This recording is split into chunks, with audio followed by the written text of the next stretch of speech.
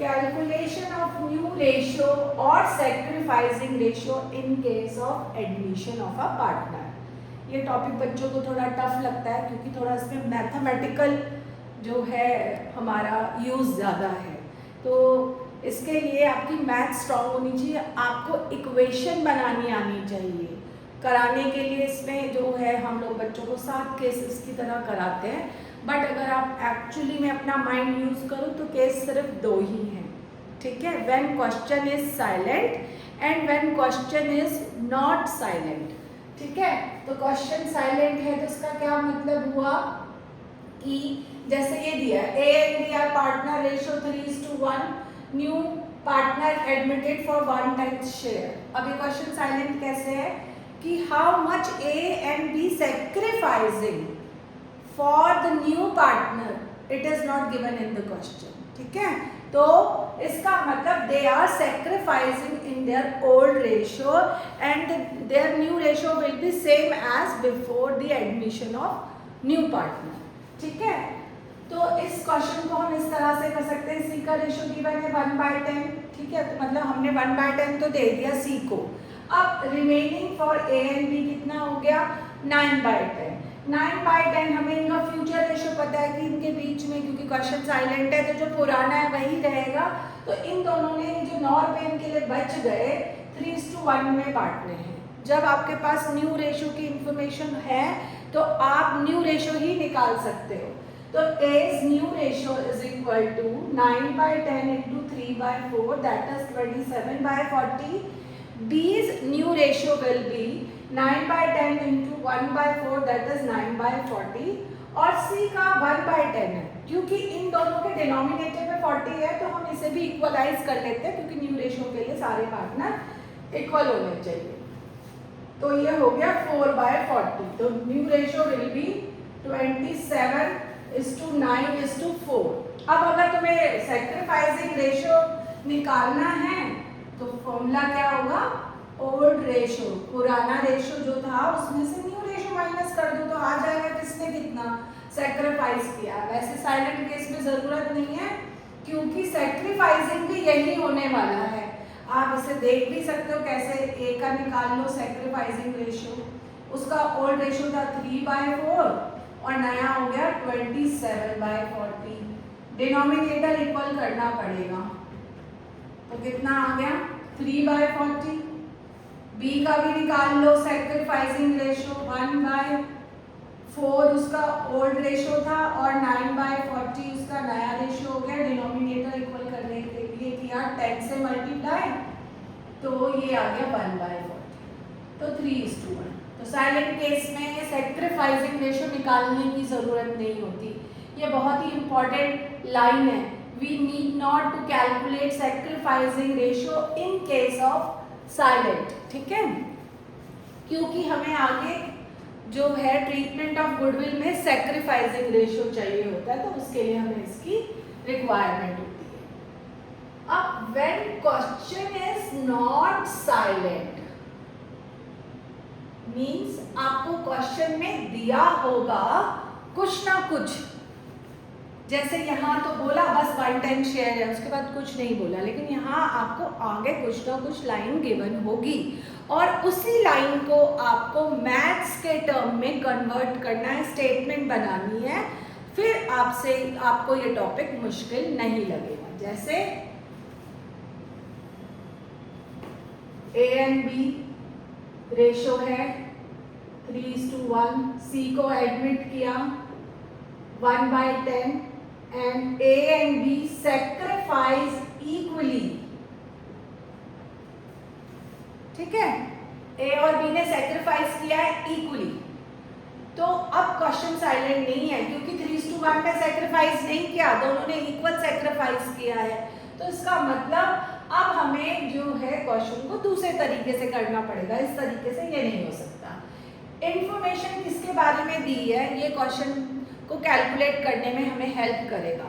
हमें दिया है ए और बी ने सेक्रीफाइस इक्वली किया, तो हम पहले न्यू रेशियो नहीं निकाल सकते, हमें पहले क्या निकालना पड़ेगा, सेक्रीफाइसिंग रेशियो, ठीक है। तो अब आप निकाल लो एज सेक्रीफाइसिंग रेशियो, ठीक ठीक है, ए का सेक्रीफाइसिंग रेशियो निकाल लो। कैसे निकालेंगे? 1/10 को उसने इक्वली सेक्रीफाइस किया, बी के साथ दो पार्टनर है तो आधा आधा सेक्रीफाइस किया, मतलब ए का सेक्रीफाइस जो है 1/20 है तो बी सेक्रीफाइस ऑल्सो, क्योंकि दोनों ने इक्वली किया है तो 1/20 होगा। Now you can calculate new ratio. ठीक है, कैसे निकालेंगे अब new ratio?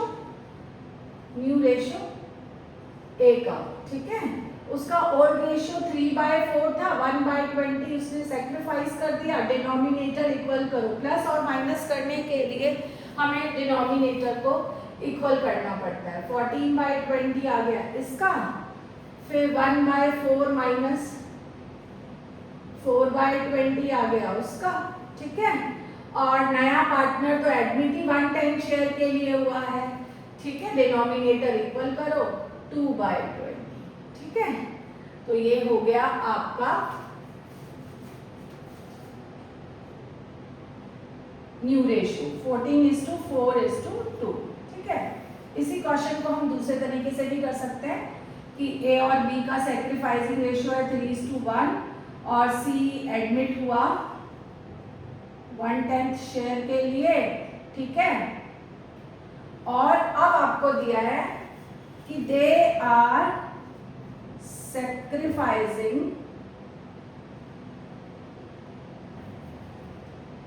which he acquired from A and B in ratio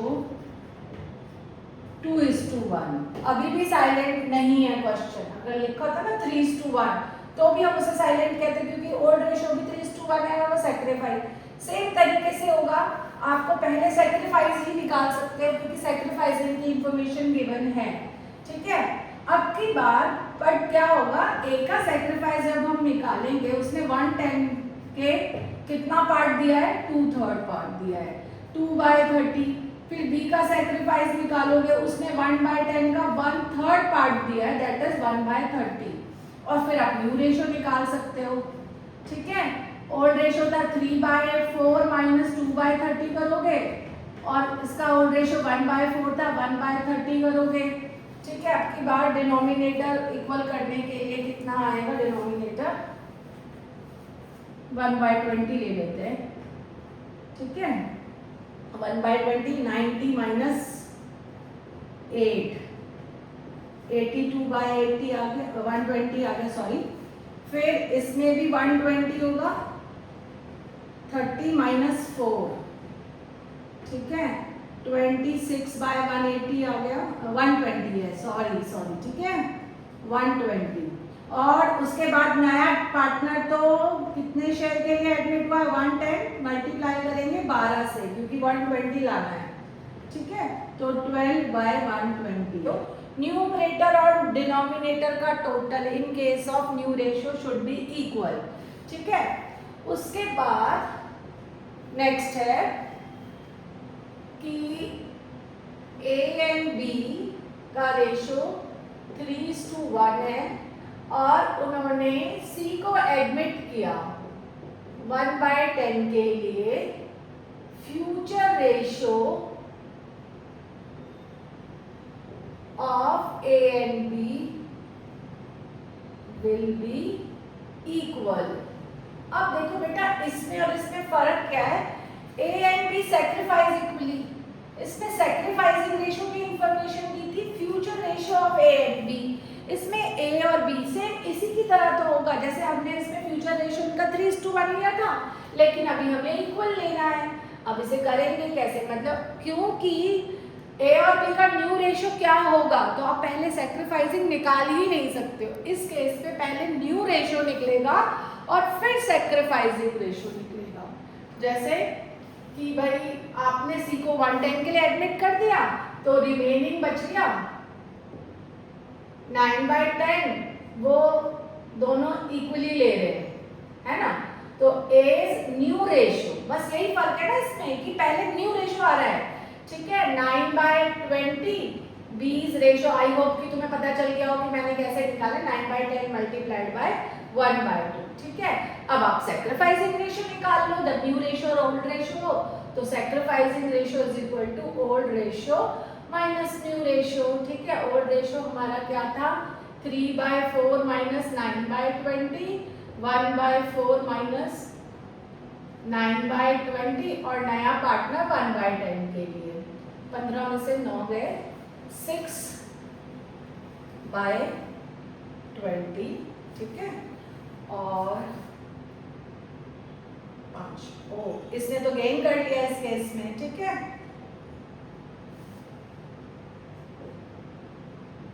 और ये 110 के लिए एडमिट हुआ था, इसका तो डिनोमिनेटर ही इक्वल करना है, तो इसने भी गेन किया है। देखो 2/20 का गेन इसने किया और 4/20 का गेन इसने किया। तो यहाँ इस क्वेश्चन में ओनली सैक्रिफाइसिंग पार्टनर कौन है, ए और बी है। आपका एक और होती है कंडीशन कि ए और बी जिनका रेशो है 3:1। ठीक है, अब जो है इन्होंने सी को एडमिट किया 1/10 शेयर के लिए। ठीक है, and of which he acquire 2/3 from A 1/3 from B. ठीक है, अब यहां ऑफ वर्ड आया है।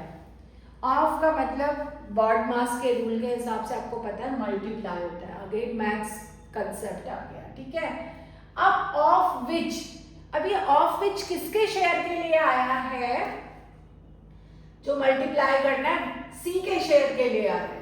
तो आप क्या निकालोगे, क्योंकि अगेन इसमें एक्वायर दे रखा है, मतलब वो ए से कितना ले रहा है और बी से कितना ले रहा है, तो आप न्यू रेशियो पहले नहीं निकाल सकते, पहले सैक्रिफाइसिंग निकलेगा।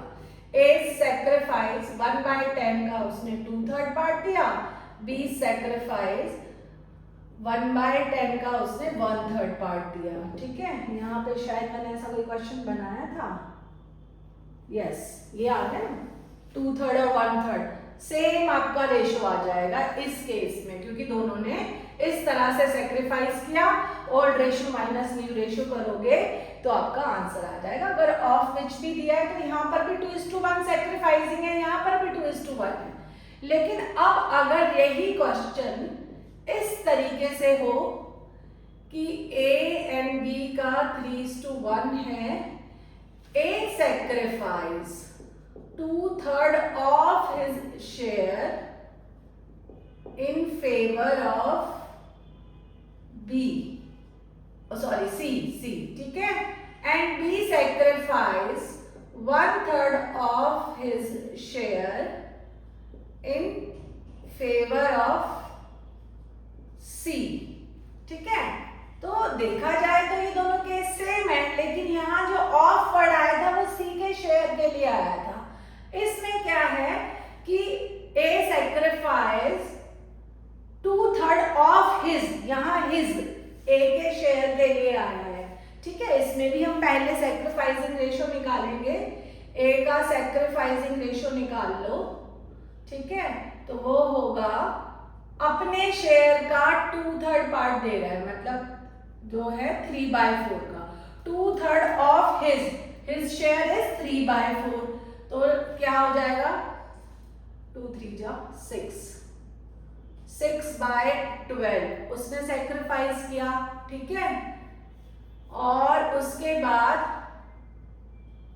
B sacrifice 1/3 of 1/4। ठीक है, ये कितना आएगा 1/12। ठीक है, अब आप न्यू रेशियो निकाल सकते हो, 3/4 माइनस 6/12 करोगे, 1/4 माइनस 1/12 करोगे। अब इस क्वेश्चन में सी का रेशियो कितना है, इस तरह के उसमें दिया नहीं है, क्योंकि मल्टीप्लाई करके निकालेंगे हम।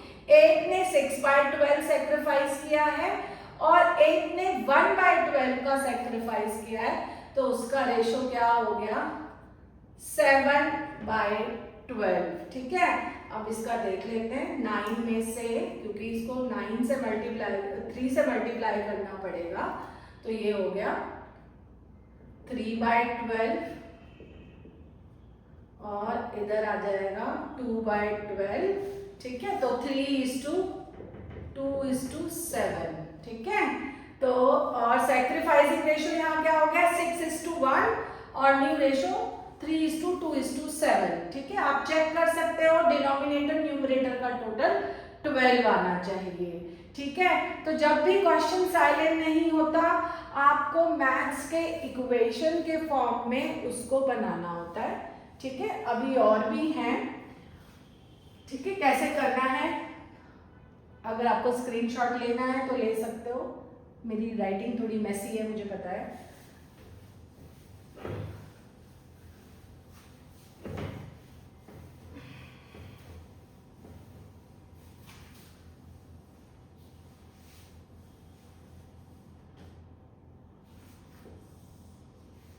अब यहां पर है फिर से वही क्वेश्चन 3:1, ठीक है। सी को एडमिट किया 1/10 शेयर के लिए और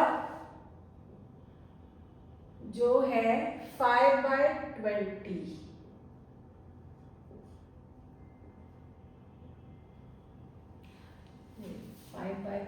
मतलब एक मिनट क्वेश्चन बनाना पड़ेगा कि ए एंड बी 3:1 है और सी एडमिट हुआ है 1/10 शेयर के लिए और a sacrifice 6/70 from his share and B sacrifice 1/70 from his share।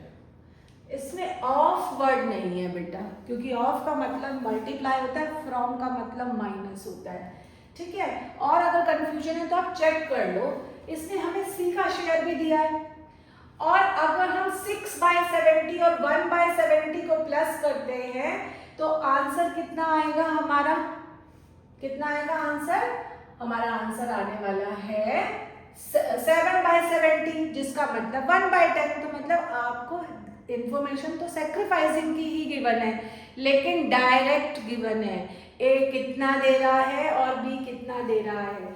आपको उसको अभी जो है मल्टीप्लाई करके कैलकुलेट करने की जरूरत नहीं है। सैक्रिफाइसिंग रेशियो 6:1 है और 3/4 माइनस 6/70 करोगे तो ए का न्यू रेशियो आ जाएगा और 1/4 माइनस 1/70 करोगे तो बी का न्यू रेशियो आ जाएगा, ठीक है। कितना आ जाएगा ये, मल्टीप्लाई करके इसको आप सॉल्व कर लेना, आंसर तो आपका आ ही जाएगा। इसमें कैलकुलेशन करने में खामा वीडियो बहुत बड़ी हो जाएगी पर इसमें आपको डायरेक्टली गिवन है। अब देखो जो डिफिकल्ट क्वेश्चंस होते हैं, ठीक है, ए एंड बी 3:1 रेशो में है, ठीक है। C is admitted for 1/4 share, ठीक है, of which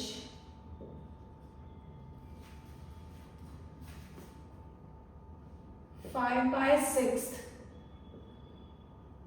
share sacrificed by A and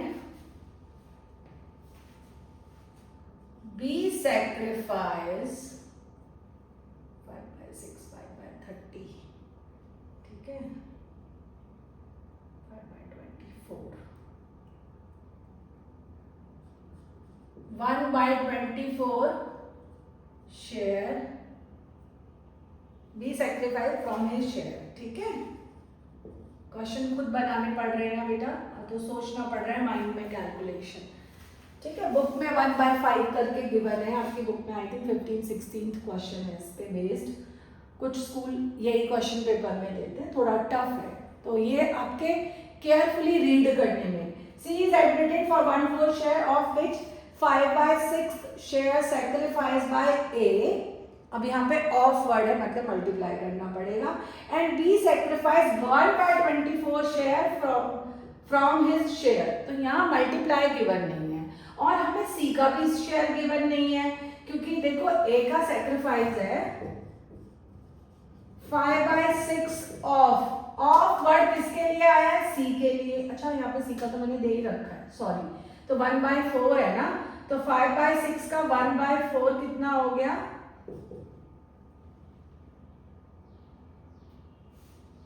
5/24, ठीक है। और b का हमने दे रखा है डायरेक्टली 1/24, 5/24 प्लस 1/24 अगर आप करो तो 6/24 हो जाए, ठीक है, मतलब वही हो गया 1/4, है ना। और अब आप न्यू शेयर निकाल सकते हो, कैसे निकालोगे, 3/4 माइनस 5/24 और 1/4 माइनस 1/24 करके आ जाएगा। जो मैं बुक के क्वेश्चन की बात कर रही हूँ उसमें सी का शेयर हमको दिया नहीं था, तो तब आपने कैसे करना था, सपोज सी इज एडमिटेड, ठीक है, आपकी बुक में ऐसे दिया है C is admitted for some share, हमें वो नहीं गिवन है, तो क्वेश्चन तो ऐसे ही होगा ना बेटा। आप कैसे करेंगे इस वाले केस में, अभी जो मैंने बोला कि अगर उसमें ऑफ नहीं दिया, मतलब उसका सी का शेयर नहीं दिया, तो ए का सेक्रीफाइस 5/6 ऑफ एक्स ही रहेगा, ठीक है। अब अगर जो है ए ने 5/6 ऑफ सी का शेयर सेक्रीफाइस किया है, तो दिस इंप्लाइज बी का सेक्रीफाइस क्या होगा, 1/6 of x which is given directly from, मतलब आपको डायरेक्टली गिवन 1/24, इससे x की वैल्यू आ जाएगी 1/24 इंटू 6/1, ठीक है, आ गया ना, x की वैल्यू क्या आ गई 1/4, और फिर क्वेश्चन सेम हो जाएगा, मतलब अब x की जगह आपको 1/4 पुट करना है, ठीक है।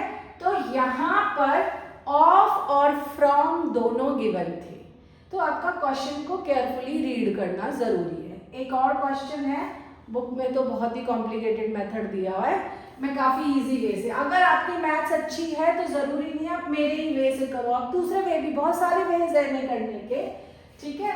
ये आपकी बुक में एक इलस्ट्रेशन है कि पी एंड क्यू का रेशियो है 5:3 and R is admitted in such a way so that ratio between Q and R remain same as between P and Q। अब पहले तो क्वेश्चन को समझना होगा, आगे मैथ्स के स्टेटमेंट बनाने पड़ेंगे कि 5:3 है, आर को हमने एडमिट किया, कितने रेशियो के लिए एडमिट किया ये नहीं गिवन है, but in such a way so that the ratio between Q and R remain same as between P and Q. P and Q के बीच में रेशियो क्या है 5:3, तो मतलब इन दोनों का रेशियो 5:3 ही रहने वाला है, लेकिन जो आपने आर को एडमिट किया उनके बीच में भी वही रेशियो रहेगा जो पी एंड क्यू के लिए रहेगा। अगर मैथ्स में आपको प्रोपोर्शंस आते हैं, रेशियो एंड प्रोपोर्शन मैथ्स में भी हमने पढ़ा है, आई थिंक 8th क्लास में होते होंगे, तो उसमें कैसे करेंगे, P/Q जो है वही Q/R होना चाहिए, मतलब 5:3 इनका है, तो इनका भी Q का रेशियो हमें पता है 3 ही रहेगा, R होना चाहिए, इससे आप R की वैल्यू निकाल लो 9/5 आ गई, मतलब R का रेशियो क्या आ गया 9/5 आ गया, तो रेशियो हो गया 5:3:9/5। अब मुझे ये 5 एलिमिनेट करना है ना, तो 5 एलिमिनेट करना है, तो अब कैसे करेंगे, इसको हम मल्टीप्लाई कर देंगे 5 से, 5 जा 25:15:9, ये न्यू रेशियो आ गया, ठीक है। सेक्रीफाइसिंग पूछा है तो आप old ratio minus new ratio कर दो, आपका सेक्रीफाइसिंग रेशियो आ जाएगा। आई थिंक रेशियोज में इतनी ही कंडीशंस हैं।